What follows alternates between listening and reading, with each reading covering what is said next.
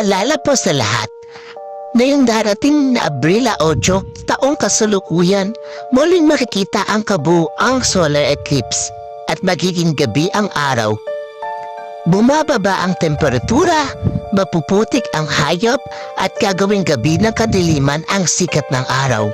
Hindi na tayo makakakita ng isa pang kabuuang solar eclipse na tulad dito sa loob ng 375 taon. Kung wala pong importante na gagawin sa labas, mas mabuti kung manatili na lamang sa bahay, lalo na sa mga mahal nating senior citizen, especially sa mga buntis. Mag-iingat po ang lahat at huwag din nating kakalimutang magdasal. Sana ito ay hindi sinyales ng bad luck, kundi good luck para sa ating lahat.